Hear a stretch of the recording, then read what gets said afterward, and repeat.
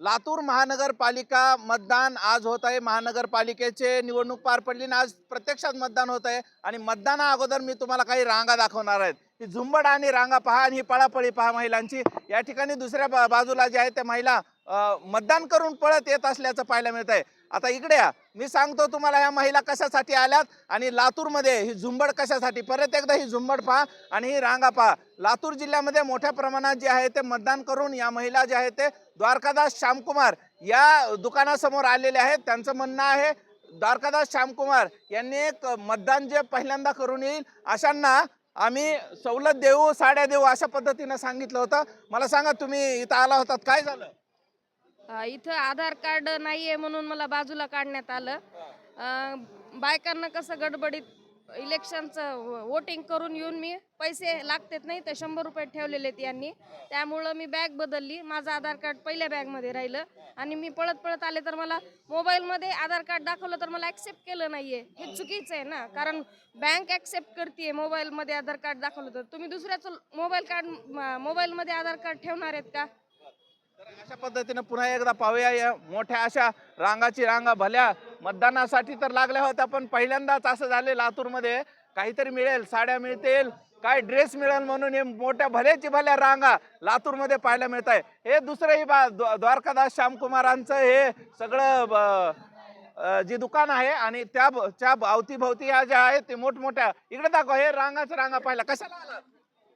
साडी घ्यायला। साडी घ्यायला काय मतदान केलं? हो केली की। काय सांगितलं होतं या दुकानदारांकडून? ज्यांना पहिला मतदान करेल त्यांना साडी घ्यायला या दुकानात। काय सांगितलं होतं? पहिल्यांदा मतदान केल्यानंतर साडी।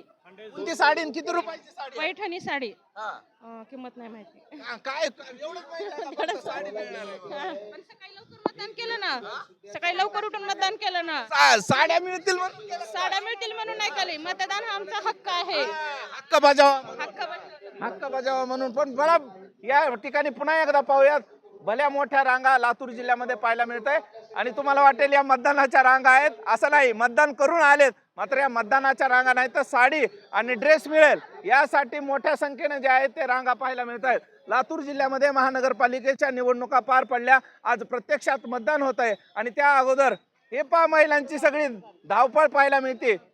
लातूर जिल्ह्यामध्ये जे आहे ते मोठ्या संख्येनं या ठिकाणी महिला आल्याचं पाहायला मिळत आहे। द्वारकादास श्यामकुमार हे दुकान लातूरमध्ये प्रसिद्ध आहे आणि त्याच्या भोवती ही सगळी झुंबड लागल्याचं पाहायला मिळतंय।